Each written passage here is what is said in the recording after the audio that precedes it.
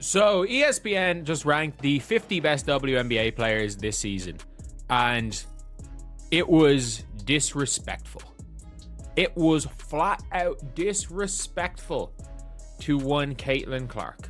Not only was it disrespectful to her, they disrespected all the Fever players. And if you guys agree that it was disrespectful, subscribe. That's not just disappointment you're hearing, that's genuine disbelief. Because ESPN just released their top 50 WNBA players for the 2025 season, and what they did to the Indiana Fever might be the most disrespectful ranking in league history. We're not talking about one player getting snubbed a few spots. We're talking about systematic undervaluation of an entire roster that made the playoffs last year. Smith looks like she's in. Like, the shape that that she's in right now means she might end up being a top 50 player. She has never been a top 50 player in her career, and there's always been potential for that.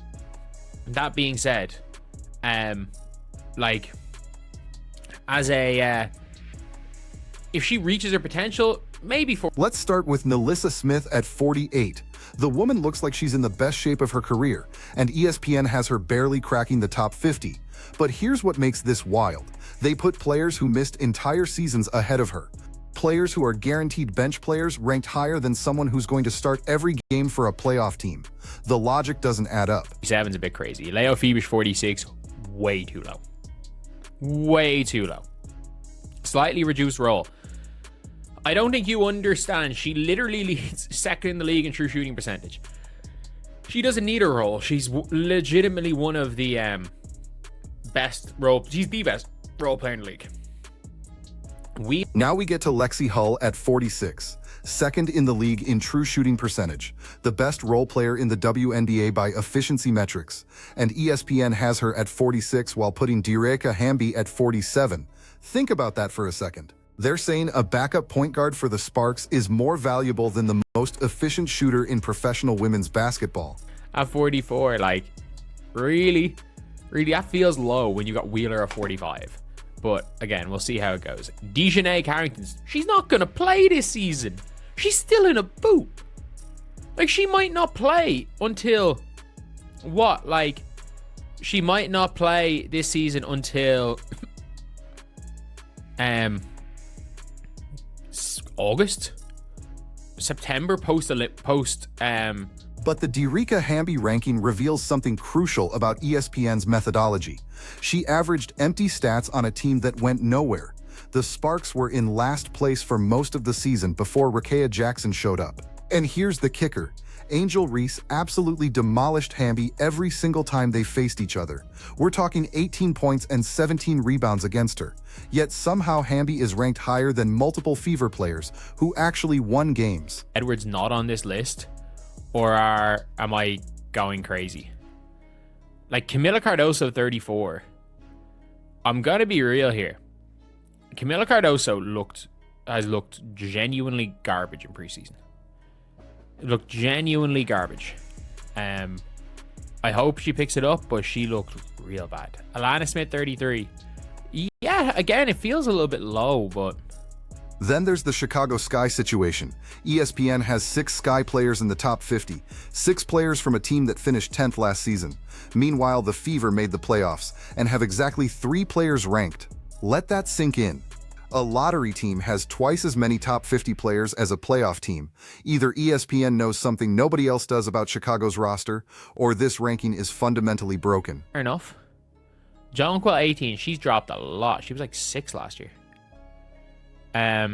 She's got hurt. She was like near the top of the MVP race and then got hurt. Chelsea Gray 17.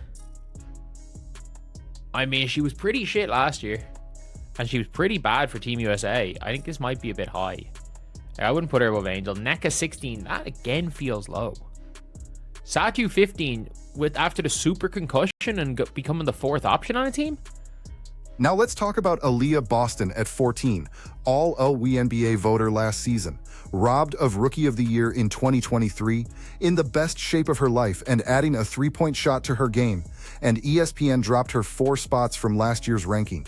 A player who was top 10 in the league last season somehow got worse in the offseason according to their analysis. Meanwhile, players coming off injuries or down seasons moved up. Oh, goes down to 11. Somehow goes down to 11. This is genuinely one of the most disrespectful things we have seen. This is one of the most disrespectful things that we have seen. Kelsey Mitchell, after an all WNBA first team. And by the way, you can see here, Rookie of the Year, all WNBA first team 2024, who they have at number 10. So a one season wonder Alicia Gray is above Kelsey Mitchell. Like, what are we doing? But nothing compares to what they did to Kelsey Mitchell, all WNBA first team in 2024. Not second team, first team, one of 5 best players in the league according to the actual voters who watch every game. And ESPN has her at 11. They put Alyssa Thomas, Kalia Copper, and Ryan Howard ahead of her. Copper was genuinely terrible last season. She was the offensive centerpiece for a Mercury team that couldn't score. Yet she's ranked higher than a first-team all-WNBA player. MVP voting last year is how many spots? Probably 2 or 3 ahead. So Caitlin Clark at 10. Now this is one of the most disrespectful rankings I've ever seen, because Sabrina Ionescu is ahead of Caitlin Clark. Sabrina Ionescu stunk it up in the playoffs last year. So while Caitlin was injured, fair enough. Sabrina stunk it up in the playoffs last year. Was injured the entire offseason. Is predicting for this year. It says here, and was just started when she named Rookie of the Year. Yada. Injuries limited her to 13 games. She was still named an All-Star. So she's down at 10 because she got injured. What about player? But like, it's very clear on this list that currently being injured is irrelevant. And then we get to Caitlin Clark at 10, the woman who transformed a franchise from lottery team to 3rd seed, who broke viewership records and attendance records, who finished 4th in MVP voting as a rookie. And ESPN has her at 10 because Sabrina Ionescu is ranked 6. Let's talk about Sabrina for a second. She ended last season on an 11-game streak of 18 points or under, 11 straight games where the league's supposed superstar scorer couldn't hit 20 points. The Liberty went 6-5 during that stretch. She had 0 points in the 4th quarter of a playoff elimination game. 0. And she's ranked 4 spots ahead of Caitlin Clark. Surgery and hasn't ran in 7 months. But Caitlin Clark, because she got injured a year ago, is now down at number 10. Make it make sense. Make it make sense, ESPN. Make it make sense. Like, this is ridiculous. This is absolutely ridiculous. And by the way, like, all of them have been snubbed. Like, you know when people are like, oh, you know, the Indiana Fever have 3 of the top 10 players, they should be doing well. Ironically, according to freaking ESPN, the Indiana Fever barely have. Here's where ESPN's logic completely falls apart. They have Napheesa Collier at 3. Napheesa just had double ankle surgery in December. She hasn't run in 7 months. Most medical experts say athletes need 6 to 9 months to fully recover from that procedure. The season starts in May, but ESPN has her ranked 3rd in the league. If you're assuming she's healthy enough to be 3rd, then she should be 2nd behind Breanna Stewart. If you're being realistic about her recovery timeline, she shouldn't be anywhere near the top 5. There's no middle ground that makes sense for ranking her 3rd. So let's break down what ESPN actually did here. They gave the Indiana Fever 3 players in the top 50. 3. The team that went from worst record in the league to the 3rd seed in one season has the same number of top 50 players as the Dallas Wings, who missed the playoffs. The Atlanta Dream, who finished with a losing record, have 6 players ranked. The New York Liberty have 6 or 7 depending on how you count Kennedy Carter, who somehow didn't make this list at all. The Las Vegas Aces have 5 ranked players. The Seattle Storm have 4. Even the Washington Mystics have 3 or 4 players ranked, and they were fighting for a playoff spot until the final week. But the Fever, the team that Caitlin Clark dragged to the playoffs, the team whose record with Clark in the lineup would have been 3rd seed material from opening night, 3 players, and all of them ranked lower than they should be based on last season's performance. Think about the actual impact these players had. Without Caitlin Clark, the Fever don't make the playoffs. That's not opinion, that's mathematical fact based on their record with and without her. Without Aaliyah Boston, they don't have a defensive anchor or interior presence. Without Kelsey Mitchell, they don't have a secondary scorer who can take over games. Yet ESPN looked at that roster and said, yeah, 14th for Boston, 11th for Mitchell, 10th for Clark. That seems right. Meanwhile, they're putting Kalea Copper at 12 after she shot terribly for a bad Phoenix team. They're putting Alyssa Thomas at 2, despite the league announcing they're calling fouls tighter this season, which directly impacts her physical style of play. The Chicago Sky rankings are particularly absurd.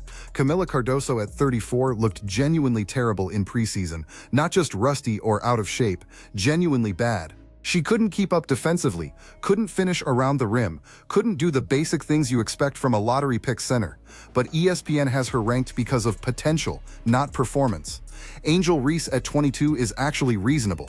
Maybe a few spots low given what she did to opposing teams last season. But then you see they have 5 other Sky players ranked, and you realize they're predicting Chicago to be a top 3 team based on these rankings. A team that won 23 games last year and lost their best perimeter defender in the offseason. Compare that to how they treated the Fever. Lexi Hull is the most efficient role player in basketball, and she's at 46. Nalissa Smith is entering her prime, in the best shape of her career, and she's at 48. These aren't just minor mistakes, this is systematic undervaluation. And here's what makes it worse. ESPN had Nafisa Collier at 3 last year too, before her injury. Since then, she's had 2 ankle surgeries and hasn't played competitive basketball in months, but they kept her at 3. Meanwhile, Caitlin Clark had the best rookie season in WNBA history by most metrics, and she's at 10. Aaliyah Boston added a 3-point shot and improved her conditioning, and she dropped 4 spots. The methodology is completely inconsistent. If current injury status doesn't matter, then Nafisa should be 2. If it does matter, she should be outside the top 10. If historical performance matters, then Kelsey Mitchell can't be 11 after making first-team All-WNBA. If potential matters more than performance, then Caitlin Clark should be top 5 based on her rookie trajectory. ESPN tried to have it both ways on every ranking, and the result is a list that disrespects the Indiana Fever at every level. 3 players in the top 50 for a playoff team. The Chicago Sky have 6 players ranked for a lottery team. The math doesn't math. So here's my question for you. Is this incompetence or bias? Because those are the only 2 options. Either ESPN's rankers don't actually watch Fever games and are going off reputation and market size, or they're deliberately undervaluing this roster for reasons we can only speculate about. There's no third explanation that makes sense. Drop a comment and tell me which Fever player got disrespected the most. Was it Kelsey Mitchell falling to 11 after first-team All-WNBA? Was it Aaliyah Boston dropping 4 spots despite improving? Or was it Caitlin Clark at 10 behind players who objectively had worse seasons? Because all 3 of those rankings are indefensible, and I want to know which one makes you the most angry.